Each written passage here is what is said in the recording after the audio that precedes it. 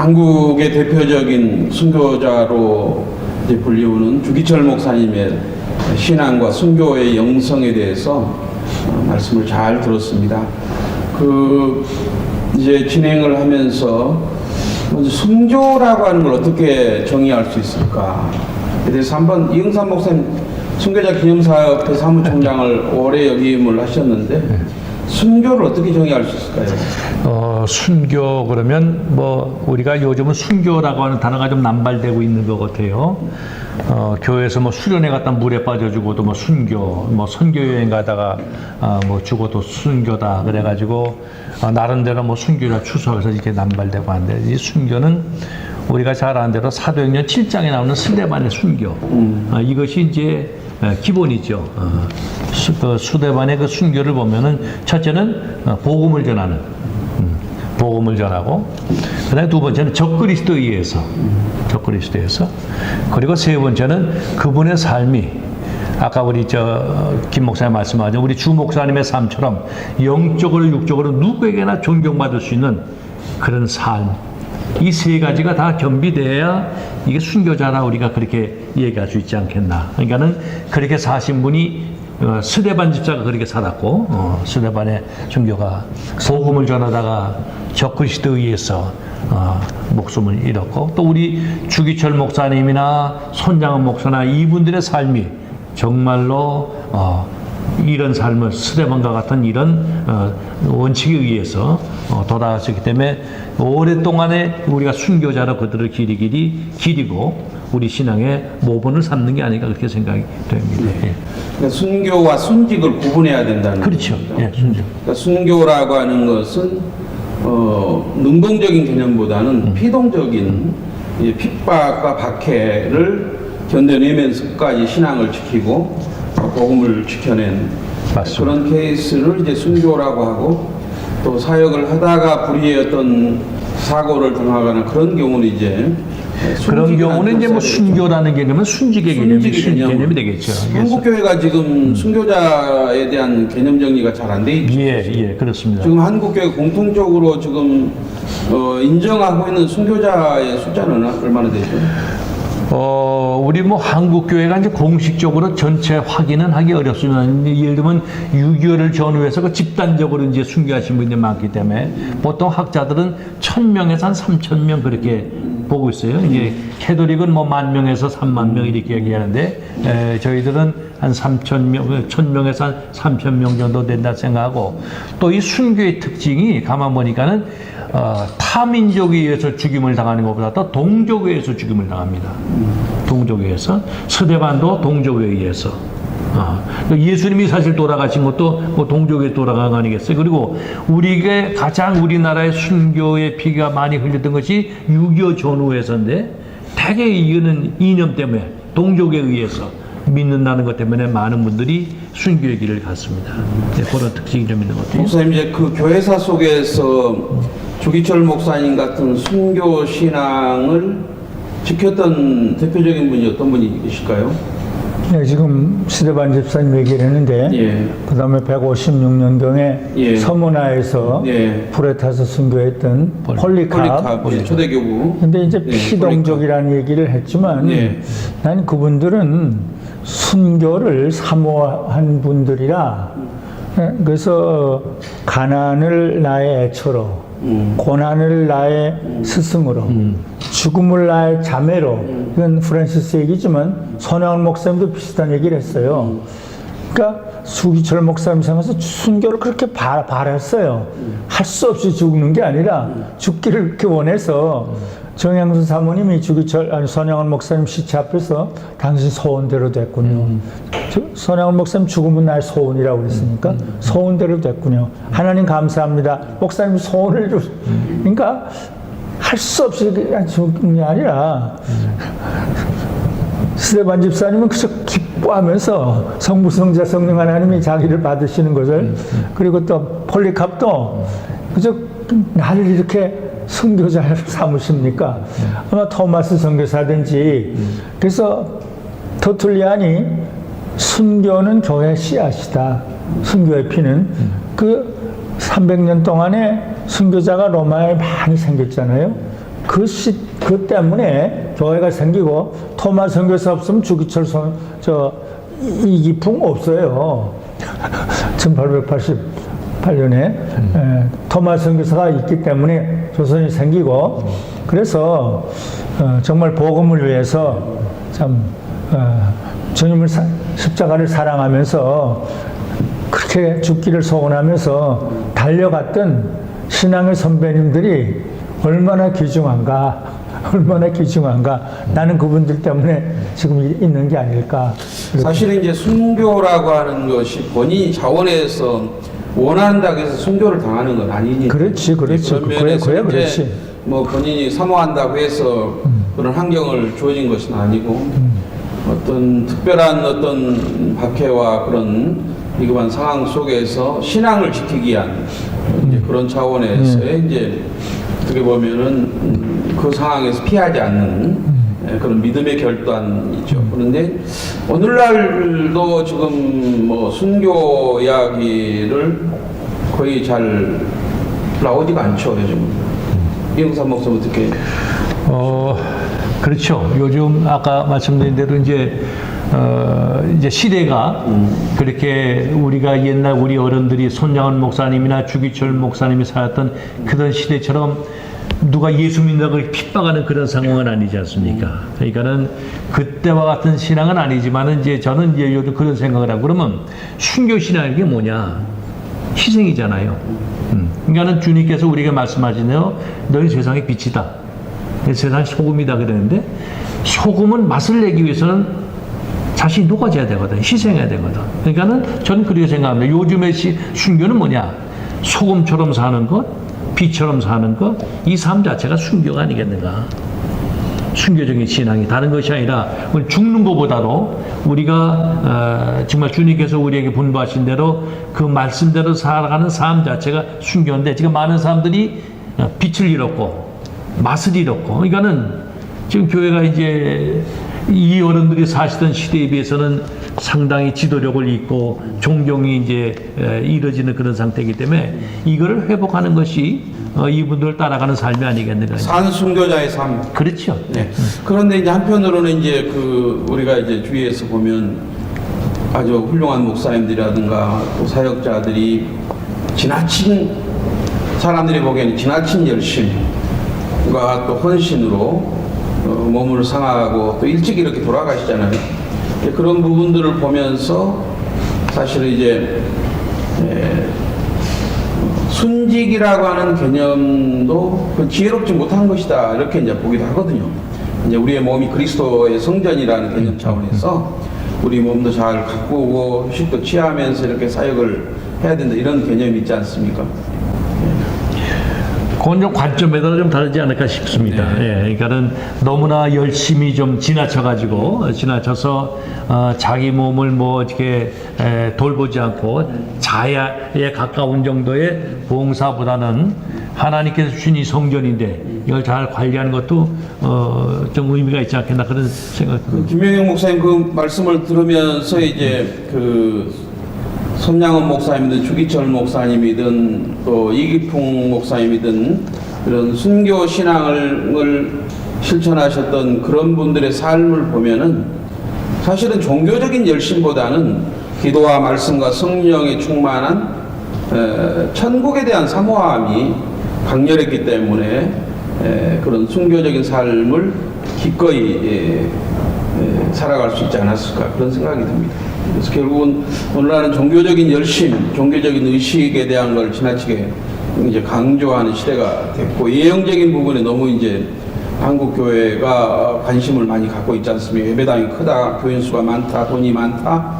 이것보다는 천상에 대한 어떤 그런 사모함을 갖는 것이 순교적인 그 신앙의 실천의 가장 중요한 핵심이 아닐까 이런 생각이 드는데요, 목사님. 종교적인 열심이라는 그 말 자체에 공감을 잘 안 하는데 십자가 복음, 십자가의 삶과 죽음을 너무 귀중하게 여기면 그 자연히 순교적인 신앙을 가지고 살다가 죽게 된다. 꼭 뭐 목이 잘려 죽질 않아도 십자가, 십자가 신앙. 사도 바울이 난 예수 그리스도 십자가만 알기로 작정했다. 그래서 십자가를 귀중하게 여기는데, 그래서 정교적인 뭐 열심보다 십자가 신앙을 지니고 살기 위해서는 뭐 이성복 목사님이 거지로 살아요. 순교까지는 안 했지만 순교적인 삶을 몸이 다 약해지고 작은 교회 가다가 넘어지고 쓰러지고 이래서 집도 마지막 조그만 집을 팔고, 그래서 나는 어떤 의미로 가난해지고 고난을 당하고 약해지고 슬퍼지고, 이걸 뭐 억지로 고행주의는 아니지만 프란시스가 가난을 애처로 고난을 스승으로 죽음을 자매로 한 게 고행주의라고는 안 그래요. 손영은 목사님과 한경진 목사님이 프란시스 영향을 너무 많이 받아요. 정말 십자가의 주님, 뭐 주님을 닮고 싶어서 그 프란시스의 글을 보면 주님이 이렇게 사셨으니까, 죽으셨으니까, 고난 당하시 약해졌으니까, 그래서 십자가 신앙, 종교적인 뭐 그보다 십자가를 담기로는 약해져야 되고 착해져야 되고 고난을 당해야 되는데 일부러 그럴 필요는 없지만, 그래도 차걸렁 목사님은 그저 전도하러 가다가 소똥에서 나오는 콩을 먹으면 아이고 또 이제 가게 됐습니다. 고맙습니다. 소똥에서 나오는 걸 차걸렁 목사님 그저 전도하기 위해서 희생을 하다시피 하거든요. 그래서 지금 그런 순교적인 삶을 살았던 분들을 좀 바라보고, 예수님 바라보고, 이제 스테반 집사님 바라보고, 이렇게 좀 바라보면서 순교는 안 당해도 순교적인 삶을 살다가 가난, 고난, 슬픔, 아픔, 매맞음, 고린도서 11장, 12장은 그저 매맞고, 줄이고 목마르고, 뭐 무슨 위험, 그저 한 20몇 가지가 나오는데, 그걸 기뻐한다 그랬거든요. 12장에 보면 기뻐한다고 그래요. 그것을 죽기 전에도 그런 것을 기뻐할 수 있는, 그래서 선교지에 가서는 그걸 좀 실천할 수도 있겠죠. 이렇게 우리 한국은 부자니까 그건 할 수 없지만, 그래서 일부러라도 선교지에 가서 그런 삶을 좀 살다가, 그런 분들이 있었어요. 데이비드 브레이너드는 20몇 살에 죽었는데 그분이 없었다면 현대 선교가 생기지도 않았다, 그렇게 또 생각을 해요. 20몇 살에 인디안하고 그렇게 살고 가난하고, 그래서 그것이 십자가를 닮으려고 하는, 주님을 닮으라는 그 삶이 순교적인 삶이고 순교적인 죽음이다. 그렇게 말하고 싶으네요. 뭐 한국교회와 우리 사회 상황에서 가난과 고난이라고 하는 것이 지금은 뭐 전혀 그렇죠. 전혀 이제는 뭐 자꾸 우리가 가난과 고난을 강조해도 그런 상황이 아니고, 대부분이 뭐 절대 빈곤의 시대도 지났고 60, 70년대 초까지만 해도 한국교회 시골의 농어촌교회 목회자들 쌀이 없고 맞습니다. 정말 가난하게 살았거든요. 그때는. 근데 지금은 뭐 절대 빈곤의 시대가 지나가서 고난과 가난을 강조하는 것은 이제 먹혀들지가 않는데, 어떻게 하면 이 시대 가운데서 순교적인 신앙을 잘 실천하며 살아갈 것인가, 이 부분에 대한 굉장히 중요한 이제 핵심이라고 생각이 되고요.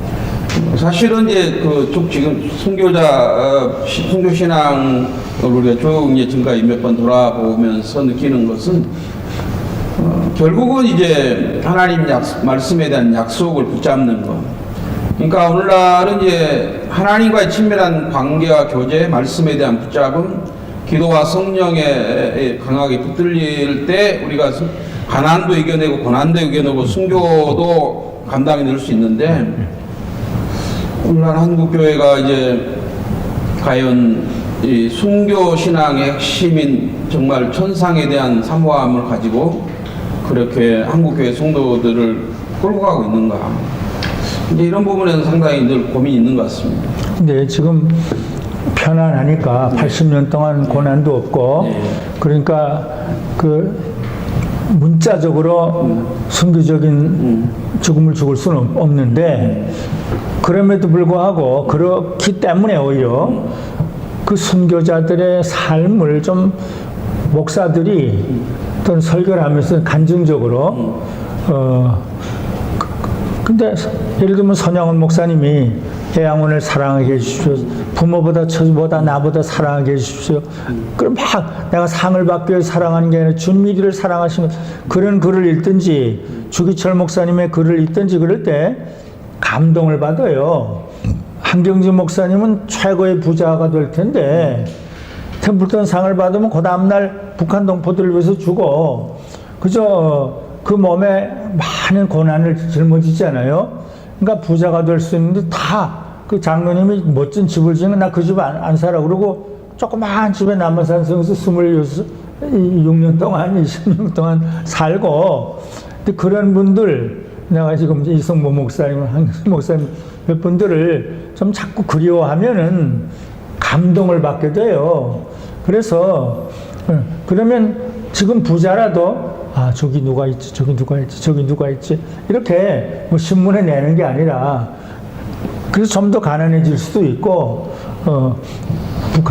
북한에서 어떻게 고통을 당하지 어떻지 이러면서 조금 일부러 약해질 수도 있고 가난해질 수도 있고 주님이 나는 여호도 굴이 있고 공중의 새도 구할 것이 나는 있을 곳이 없어 그런 말씀들을 좀 귀하게 예수 믿으면 부자가 돼 이게 장기려 박사 그랬어요. 자 부자가 된 거 보면 저거 하나님의 축복이 아니라 마귀가 도와서 된 게 아닐까.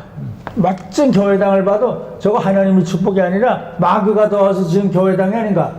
장기려 박사님 그랬어요. 그 장기려 박사님도 거지처럼 선영훈 목사님도 그래서 지금 부요한 이런 때지만 그런 삶을 조금이라도 살려고 노력하면 내가 은혜를 받고 옆에 사람들이 감동을 받고 하나님이 기뻐하시고 그럼 우리 주변도 좋아지지 않을까. 오늘날 그렇게 실천하는 목회자들 혹시 예를 들 수 있을까요? 우리 한국교회가 성도들에게 신앙과 삶을 이렇게 일치하는 삶을 좀 시키질 못한 것 같아요. 생활 따로, 신앙 따로. 그러니까는 믿음 좋은 사람은 이제 예를 들어서 뭐 사회 나가서 존경도 받고 다 이래야 되는데 그거는 따로야. 일인데 저희 그 사업에서 하는 일 가운데 이제 그 우리 국내에 그 순교한 현장들이 있지 않습니까? 이게 순교지를 순례하는 일을 이제 하는데 가장 이제 많이 가는 것이 그 문중경 전도사님이 순교하신 증도 지역에 많이 갑니다. 예. 얼마 전에 그 어느 그 노회라고 하는 목사님 장로님들이 이제 한 100여 분이 이제 거기서 순례를 하고서 이제 그 하는 가운데 저한테 그 얘기할 수 있는 기회가 제가 그렇게 얘기했습니다. 순교지를 저는 그 문중경 전도사 그 순교지를 한 10번 이상 가봤거든요. 그런데 참 놀라운 것은 갈 때마다 은혜가 달라. 한 번 가면 뭐 또 가 이렇게 생각하는데 갈 때마다 그래서 그때 느껴 이게 하나님 말씀 보는 것 같구나. 성경 말씀은 한 번 볼 때 하고 두 번 볼 때 하고 볼 때마다 우리에게 주신 메시지가 다르잖아요. 근데 그 현장에 가는 할 때마다 똑같은 메시지, 똑같은 영상 보고 똑같은 데 가는데 갈 때마다 은혜가 다른 겁니다. 감동이 다른 거예요. 이거는 하나님의 영이 거기 거하시기 때문에 그래서 그런 믿음의 현장들을 이렇게 보면서 피부로 느끼는 그런 훈련이 좀 필요하지 않겠나. 이제 그런 생각합니다. 이 말로 되어지는 건 아니고 가서 보여주고 그 한 분 때문에 그 지역이 복음화가 되고 그 지역이 예수 믿는 마을이 되고 그 예수 믿는 사람들의 뭐 그 증도 같은 그런 데는 뭐 80% 이상이 뭐 예수 믿는 마을이고 교회가 11개나 있고 절은 하나도 없고 뭐 이제 그런 마을이 됐는데 그렇게 해서 그런 그 신앙과 삶을 이렇게 매치시키는 그런 훈련이 교회가 좀 돼야 되지 않겠나 그런 생각을 좀 해봅니다. 이제 오늘 순교신앙을 이제 나누면서 사실은 한국교회 거의 대부분의 목회자와 성도님들은 참 그렇게 믿음으로 죽으면 죽으리라는 그런 신앙을 가지고 살아간다고 생각합니다. 이제 그러나 일부에서 이제 한국교회가 큰 교회 중심 재정과 인적 자원이 있다 보니까 어떤 대형 집회를 하든 무슨 행사를 하든 돈도 내고 사람도 동원할 수 있는 그렇죠. 그런 그 능력이 그것을 그렇게 하다 보니까 어떻게 보면 한국 교회 안에 지도자들이라고 할 수 있는 목회자들의 어떤 그런 어떤 그런 지나친 부에 대한 이런 부분들. 그래서 이제 이게 결국은 순교신앙 이전에 한국교회 안에 들어와 있는 천민자본주의를 어떻게 개혁하고 그것을 천민자본주의를 정신을 천민자본주의의 어떤 그런 것을 개혁하고 갱신할 때 한국교회가 가난과 고난과 그 순교신앙에 더 이제 열망을 갖게 되지 않을까 이런 생각이 들어요. 그래서 근데 자본주의를 뭐 없애주는 운동 뭐 이런 거보다 지금 쭉 얘기한 대로 선교자들이 그렇게 선교자들뿐만 아니라 장기로 박사님, 한경직 목사님, 이성봉 목사 쭉 귀중하게 살았는데 그분들의 삶을 좀 돌아볼 수 있는 분위기. 그럼 자연히 자본주의가 없어지겠죠. 그러니까 그 지역도 그게 한국교회 안에서 지역도 하기는 어렵죠. 어느 문중경 성교사를 그 지역도 좋지만 과거에 살았던 분들. 네. 그래서 순교자 기념 사업에 저도 뭐 오래 관여를 했지만 순교자 기념 사업회의 그 사역이 너무 귀중하고 그래서 그거를 좀 목회자들이 본받아서 우리 선배님들은 이렇게 살았다. 그래서 난 주기철 목사님이 참 순교하신 분인데 난 그분에서 배울 게 너무 많은데 그분이 이런 고백을 했어요. 내가 주여 나로 하여금 당신의 내가 좀 낮아지면 좋겠다. 이거를 아니 그분이 참 귀한 분인데 그래서 이렇게 길게 주여 나로 하여금 당신의 낮아지신 것을 깨닫게 하여 주시옵소서. 당신은 지극히 높으시고 지극히 영화로우신 하늘의 보좌 위에서 천군과 천사와 하늘의 모든 영광을 천천만 성도에게 경배와 찬송을 받으시던 만유의 주제로 낮고 천한 삶이 되어 티끌 세상에 오셨나이다. 오시되 왕후 장상으로 금전 옥루에 오시지 않고 지극히 미천한 사람으로 말구에 오셨나이다. 사람이 다 싫어하는 세리와 장녀의 친구가 되셨고 어린아이의 동무가 되셨고 고린과 문둥이의 보시 되셨나이다. 마침내 벌거벗은 몸으로 강도의 틈에서 저주의 십자가에 달리시고 음부에까지 내려가셨나이다. 당신이 이같이 낮아지신 것을 생각할 때 나는 어떻게 하오리까? 나는 나를 어디까지 낮추어야 당신 앞에서 합당하겠습니까? 당신이 제자의 발을 씻기셨으니 나는 문둥이의 발을 핥게 하여 주시옵소서. 당신이 세리의 집에 들어가셨으니 나는 모든 사람의 발 앞에 짓밟히는 먼지와 티끌이 되게 하여 주시옵소서. 주여 난 아나이다. 나의 속에는 여전히 나라는 것이 남아. 이 길어요. 이게 3분의 1밖에 안 했는데 이러면서 그렇게 그저 순교뿐 아니라 그 삶 갑자기 순교되는 게 아니라 스데반이 갑자기 되는 게 아니라 참 구제도 하고 스데반의 설교가 한 장이 나와요. 네. 그 설교를 하고 그 다음에 순교해요. 구제하고 설교하고 순교가 갑자기 되는 게 아니거든요. 주기철 목사님이 이렇게 낮아지길 원하니까 그러니까 매를 맞으니까 그 기뻐하는 거 아니에요? 저는 이제 이 주기철 목사님 준비를 하면서 그 주 목사님의 기도 많이 기도 그렇지 기도 그래서 대단해.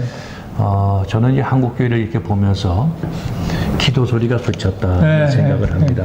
그러니 우리 어린 시절에 가장 많이 갔던 것이 삼각산입니다. 삼각산에 가면 뭐 제일기도원, 특별기도원, 임마누엘 기도원 할 것 없이 여름이면 골짜기마다 기도 소리가 그치지 않았거든요. 기도원마다 기도 소리가 그치지 않았거든요. 그게 먼 얘기가 아닙니다. 먼 얘기. 최근까지도 기도 소리가 있었는데 이제는 기도 소리가 다 그쳤어요. 그래서 전에는 우리 어릴 때 우리 부모님들 보면은 집에서 자는 것보다 교회에서 자는 걸 더 좋아하셨거든. 담요 가지고 와서 밤새 기도하면서 주무시다 기도하다. 그 무슨 때만 되면 산에 가서 기도하시고. 근데 지금 한국 교회는 좀 기도 소리가 그친 게 아닌가. 그래서 다시 기도를 회복하는 이것이 이게 이 기도 없이 순교가 될 수 없는 거거든요. 여기서 이 기도 운동이 먼저 좀 일어나야 되겠다. 그래서 기도를 회복하는 이 불씨를 일으켜야 되고, 또 이제는 먹고 살만하니까 아이들을 교회를 보내질 않습니다. 입시학원 보내죠. 목사님 세대는 말할 것도 없고 저희들 세대마다 주일날 교회 안 가면 큰일 났잖아요. 성수주일. 그런데 이제는 그런 시대가 이제 아니거든요. 그러니까는 자연히 다음 세대가 죽게 되니까 교회 부흥은 기대할 수 없는 이제 그런 세대가 됐고, 게다가 또 같이 엎친 데 겹친 격으로 저출산이 되니까 앞으로 이제 미래가 희망이 없지 않다, 이런 생각이 들어서 이제 우리가 순교 신앙을 얘기하기에 앞서서 기도를 회복하는, 다시 옛날에 그 기도 운동이 좀 다시 한번 기도의 불씨를 붙여야 되지 않겠나, 그런 생각을 좀 해봅니다. 저는 6.25 바로 이후에 이성복 목사님, 예. 기도에 전력하던 분, 김치선 목사님, 맨날 울면서 기도하신 분들인데, 전 이성복 목사님 때문에 기도를 좀 하게 됐고, 나는 관악산, 삼각산, 대구 주암산 기도원까지 고등학생 때 공부를 해야 되는데, 그래서 산기도하면 그래서 맨날 갔어요. 이성복 목사님 하든 김수선 목사님 하든. 그래서 그 선배님들이 그렇게 날 가르쳐 줘서 그때 그렇게 했는데, 이제 내가 뭔가 이런 생각을 해요. 그래서 지금이라도 이런 기도 운동을 일으키실 수 있는 분들이 점점 나타나서 우리 기도와 말씀, 그리고 그다음 사랑과 섬김, 그리고 순교거든요. 이 순교까지 갈 수 있게 그렇게 됐으면 너무 좋겠어요.